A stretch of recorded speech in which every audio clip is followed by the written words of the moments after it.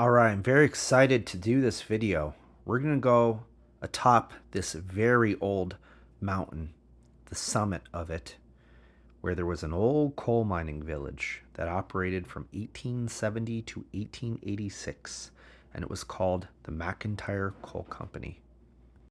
They were owned and operated by a man named Jervis Langdon out of Elmore, New York, and he was the father-in-law to Mark Twain. I kid you not.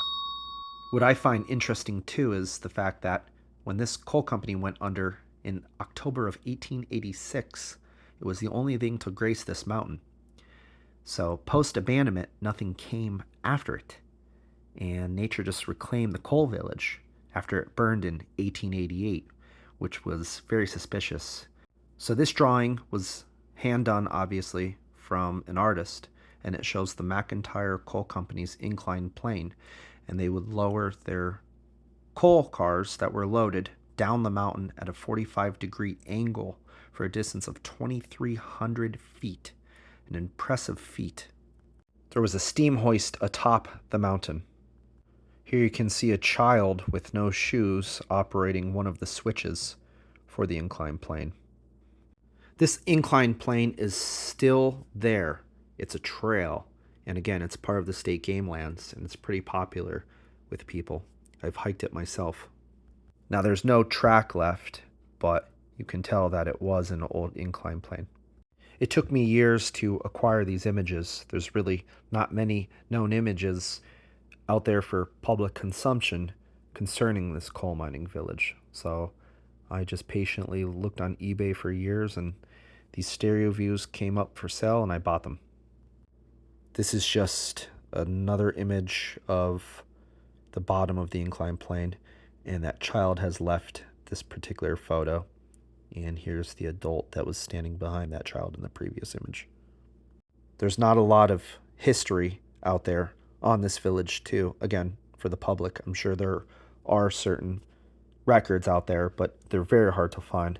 I did notice, though, when I crunched each year's production numbers, that they did mine 2.4 million tons of high-grade and a rare type of bituminous from 1870 to 1886. With the exception of the top of the inclined plane that had a small hoist that was operated by steam power, all of the coal was mined by pure muscle and animal power. This is another stereo view image of a coal mine opening for the McIntyre Coal Company.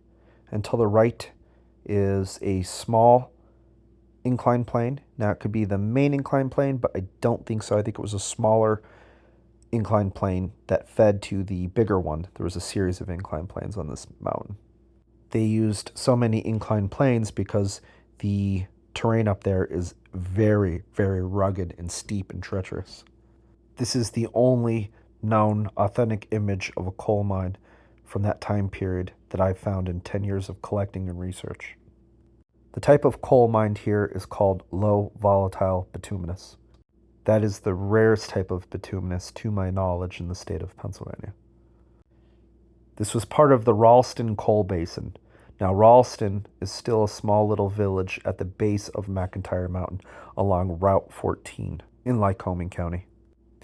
This is the only known image of the former coal village itself, and this took me a long time to have the opportunity to purchase. Again, found this on eBay. You can see narrow gauge mine track, and it is bending to the right. There's most likely a coal mine drift near that cabin. You can see the big trees, most likely a hemlock or an eastern white pine if I was to guess. And that's what I love about the ghost town of McIntyre till this day, is just these huge, huge growth trees, gargantuan trees up there. I'm not going to dive too much into the history of this village. I do touch on it a little bit on my cemetery portion of the video, but there was over 300 miners' cabins, and they had to pay monthly rent to the coal company, which is always nice. The miners were not paid well, too. I can't find it, but I did find a pay chart for this coal company. It had all the employment numbers and everything. It was really interesting. There was like over 400 coal miners on this mountain. They had over 40 miles of underground track laid in these workings, so it was a huge operation. But I did crunch for inflation. At today's rate, they were paid like 30 some dollars a day. Horrible. I found no accident reports, no fatality numbers or anything concerning this operation, unfortunately. Also, over 1,500 people lived here for 16 years. There was a sawmill, a shoe repair shop, a small town hall, and they even had their own fire hydrants that were hooked up to the huge spring that still flows on top of this mountain to this very day. This is a very rare image of the inclined plane, and you can see a small house-like building to the right-hand side. I recently came across a description of the miners' cabins that were atop this mountain, and they were listed as being 2 stories. So that's probably what most of the cabins themselves look like that were in the old ghost village. So in contemporary Ralston, off of McIntyre Mountain, on an adjacent mountain, that was also mined. Now that is not state game lands and it's all private, but this shows the inclined plane that ran up and down that mountain. That was called the Red Run Coal Company. And I believe they mined coal there until like 1940 or 1941. And this is a view of Ralston that is still there to this very day. And this was during its glory years. Sadly, there's not much going on in Ralston these days. They even just recently closed their small bank that was there. Before the American Civil War, they actually tried mining iron off of McIntyre Mountain, and they found that the quality was extremely poor, so they did not pursue that any further. All right, let the games begin. We're going to start our adventure now. I've just came into Ralston, past their small cemetery, and now I'm heading up McIntyre Mountain Road for 4 miles total.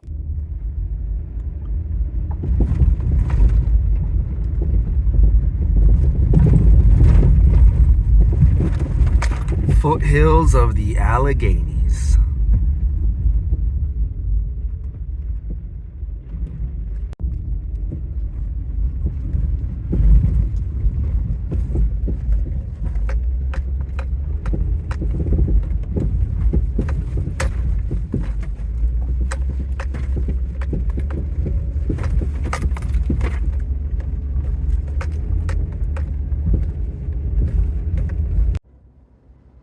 Pennsylvania State Game Lands.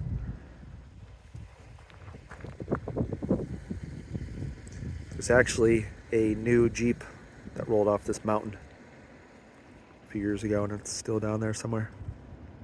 This mountain doesn't mess around up here. Up we go.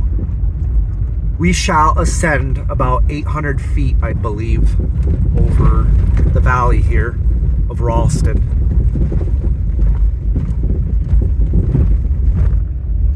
My favorite place on planet Earth. Rock Run, McIntyre. The terrain up here is so vicious. I love it.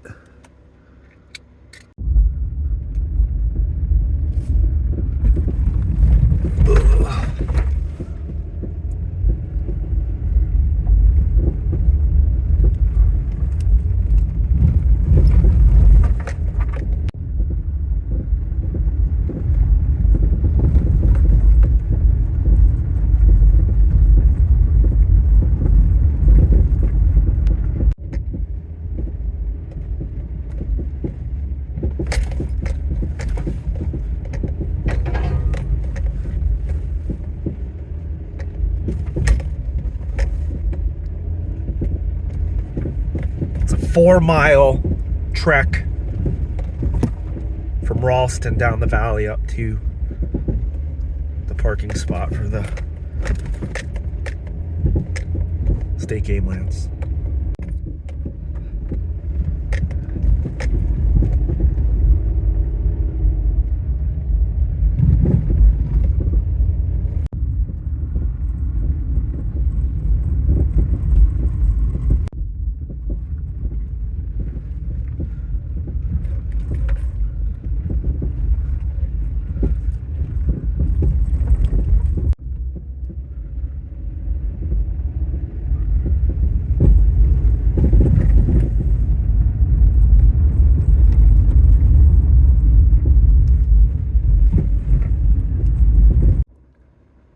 Love this part. Nice amount of eastern white pine. Pinus strobus, my favorite type of tree.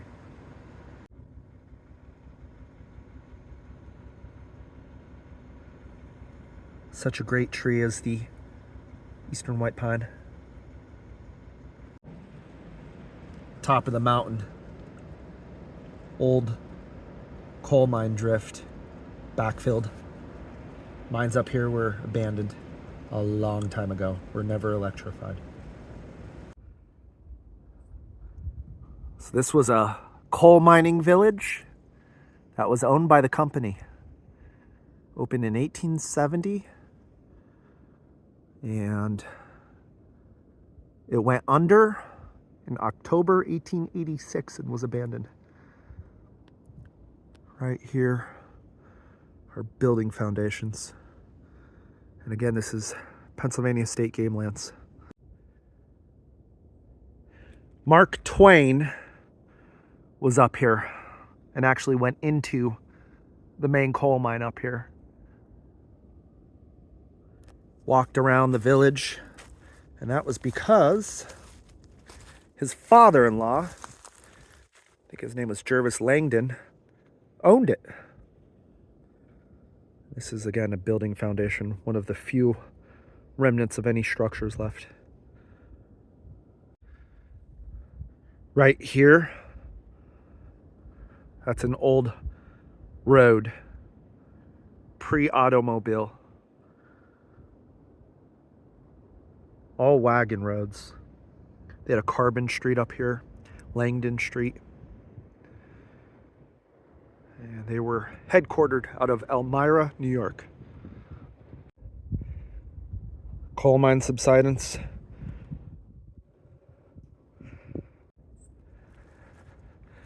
I just love walking in here because there's such old growth trees. It's an old coal mine village. And it's so peaceful. You can feel the energy left behind, the residual energy in a sense. I like to think you can. Maybe I'm just weird. Probably just that. So we're way up on top of McIntyre Mountain here.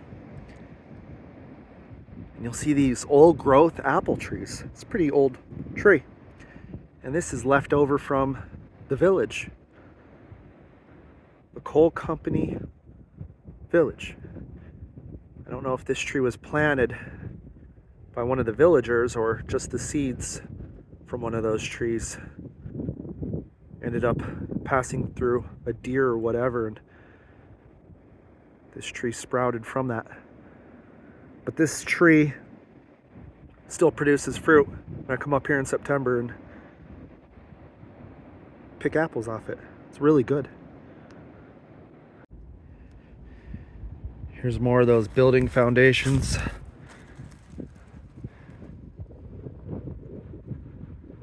Nice eastern white pine tree. The structure went back there too. All in there. Narrow gauge mine rail. And again, these mines were never electrified. Everything was animal power and teapot oil wick illuminated. All in the foreground here were little small cabins for the miners.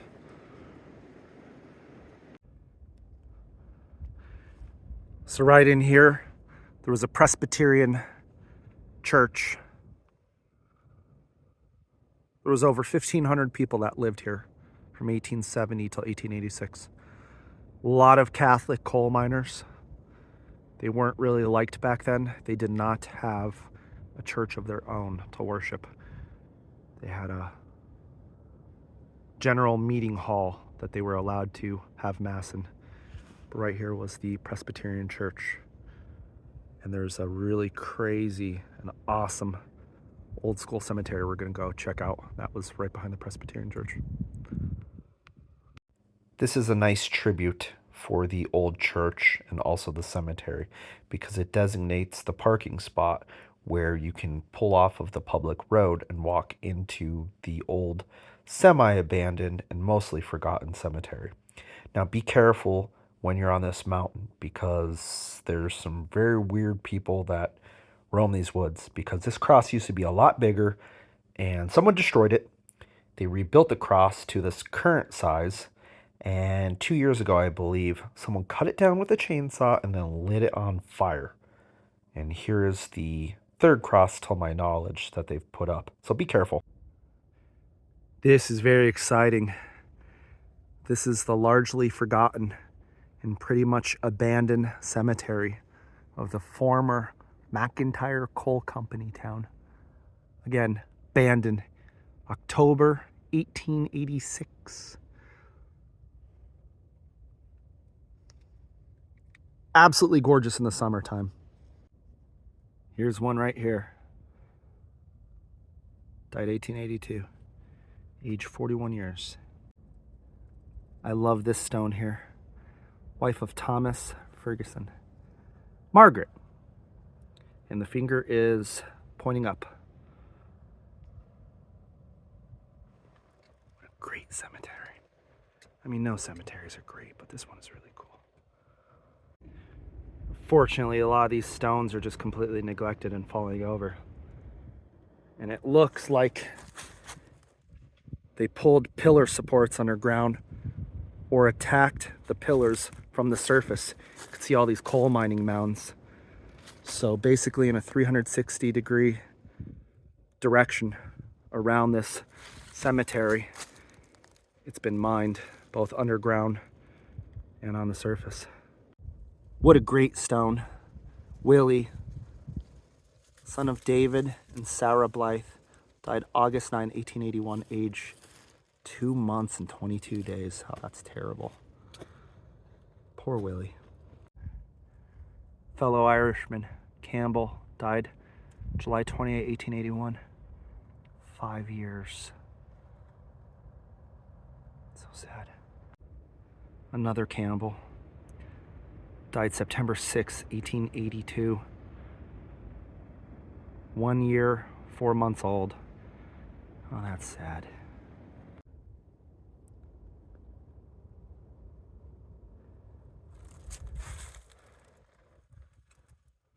Another baby.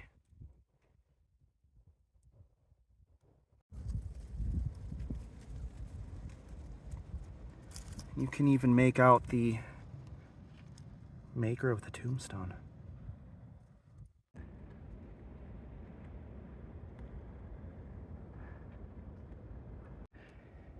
You can see where the coffins collapsed and they subsided in a sense. There's one here.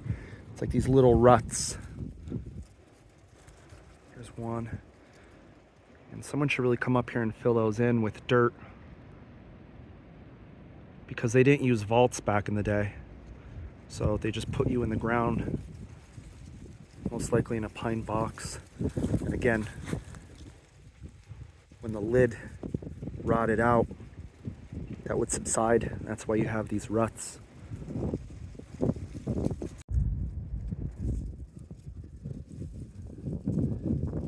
A 69-year-old. There's a prime example of that subsidence from the coffin I was just talking about.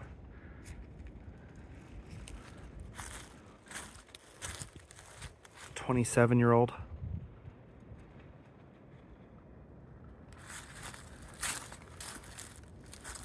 What a great stone. William. 11 years old. Oh my. Unfortunately, here's another baby. There's a lamb. Mary and May. I'm not certain, but I would bet that that's another child, unfortunately. So we're at the back side of the leftmost portion the cemetery. And here's the boundary. It just goes into the woods. Small spoil pile. Coal mine spoils. I don't know if they were prospecting or stripping pillars out from the surface. Looks like there's a flower atop that gravestone. George. Looks like 12 years old, I believe.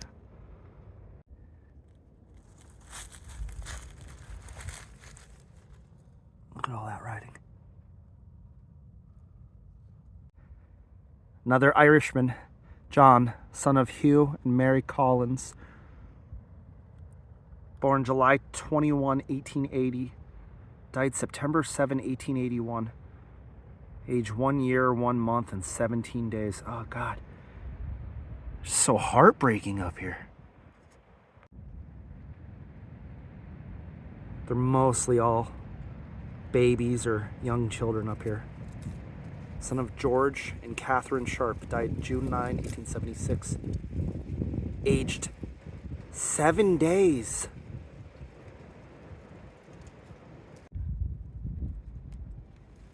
God bless you, little guy. I believe another child. July 26, 1877. Mary died. Last name Brown. George Brown.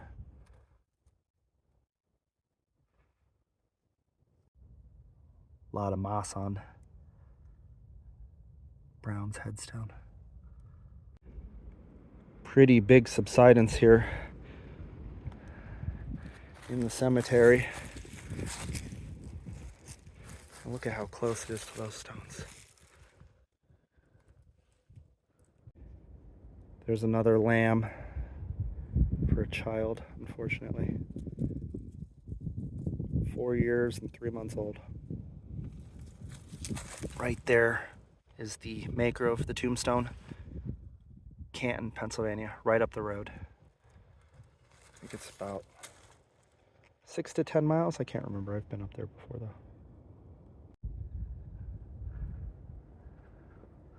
So I just noticed something, too.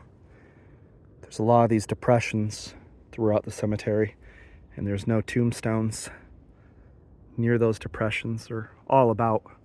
So most likely, and very unfortunately, these people do not have grave markers for whatever reason. Could be a lot more bodies in here. Another absolutely gorgeous stone. Margaret, daughter of Andrew and Elizabeth Ruddock. Died July 1, 1873. Aged 1 year, 9 months, and 7 days. Oh my God. For all the weathering that this headstone has went through, look at how crisp that text is.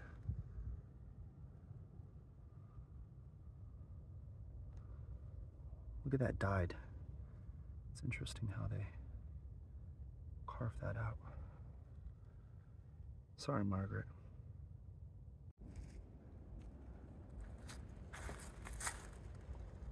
Charlie, and I believe the last name is Brown.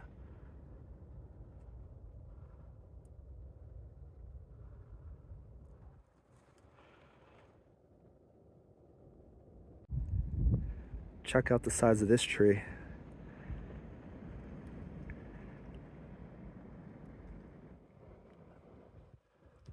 There's a lot bigger ones than this one throughout these woods.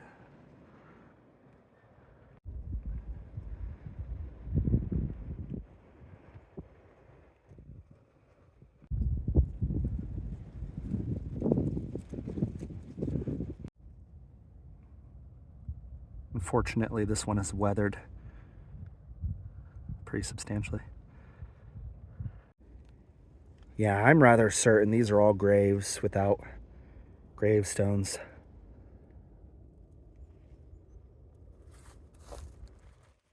And again, here's where the Presbyterian church would be, as per old maps that I have of the village.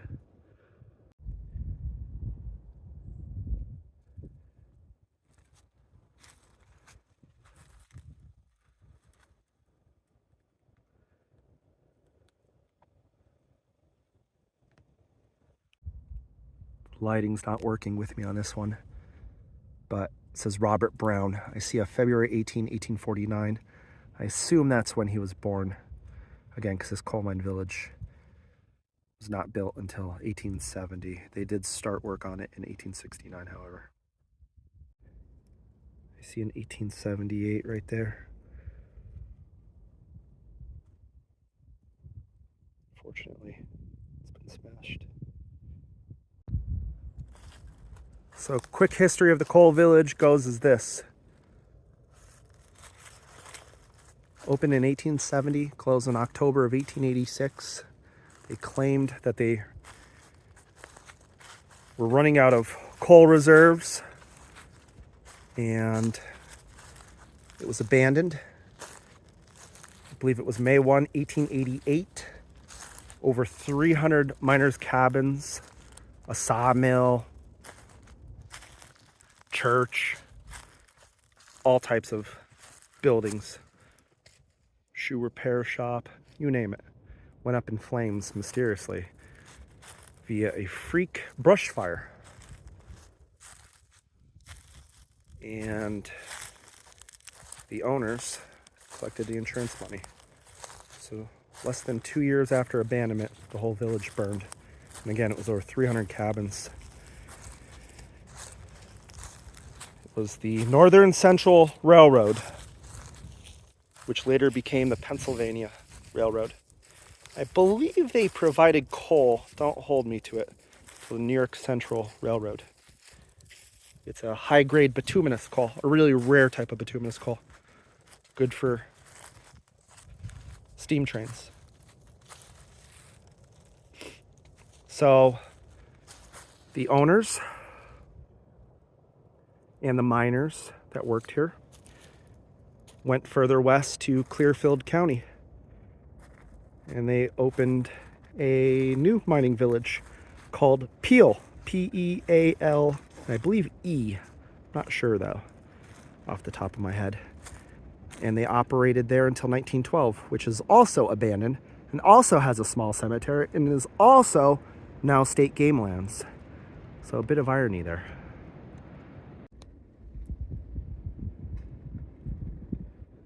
And there's a depression in that, so very well might be a grave. Come up here with my beautiful, lovely wife. She likes it up here. This place is about 34 miles northwest of Williamsport. I know every square inch of this place, so I'm like a nerd when it comes to rattling off info about it, but it's right off of 15, and then when you get off of 15, you hop on 14 for about 11 miles, and then you're in Ralston, Lycoming County. And then you take a very scary mountainous pass for 4 miles going up. You have to be extremely careful. Here's a stone that's missing its top. And it's right up against the woods. Huge subsidence right off of the cemetery. So there's a cemetery. From the back left portion where I'm standing.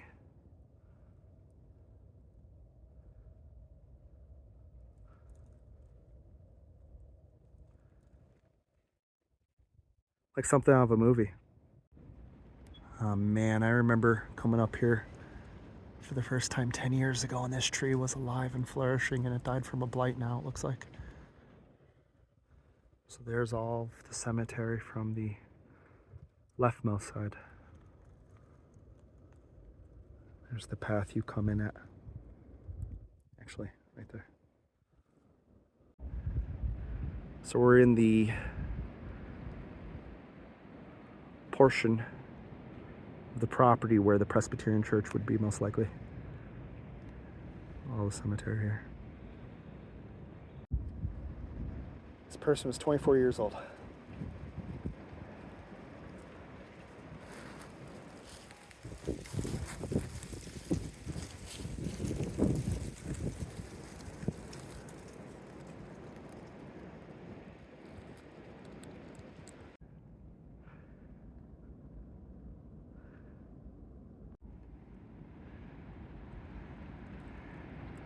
Again, this is a man-made hole that's filled with water from the coal mining process. And there's the cemetery.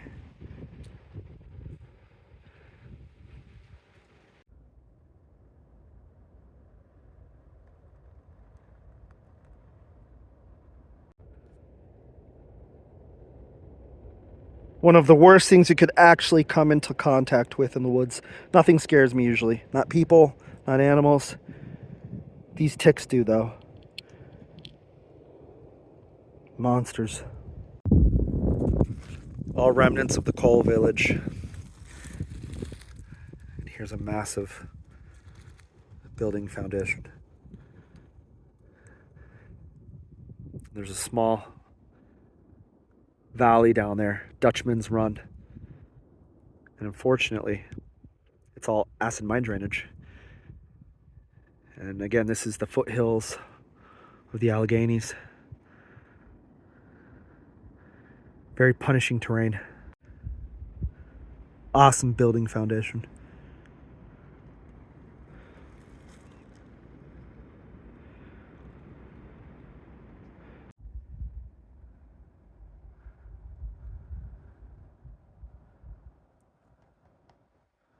Now a tree's growing through where the building would have once stood. Everything burned 1888 from what I've gathered. Long gone. More remnants of the coal village all throughout this.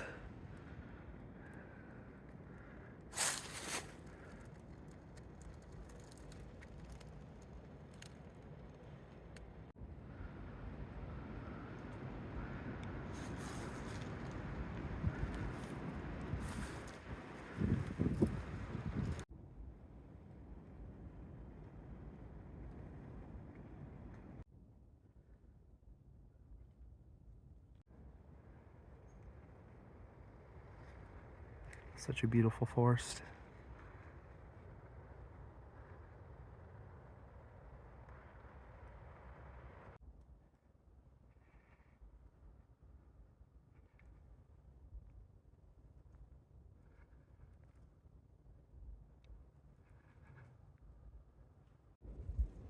So thank you so much for watching this video.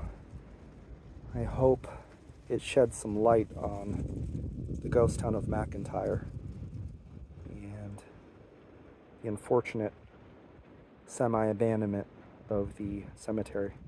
Definitely needs some TLC. So I'm sure you're up in heaven, Margaret, pointing up to the sky. I love how they did that in the Victorian times. Well, thank you so much for watching. Be sure to like and subscribe if you haven't already. See ya.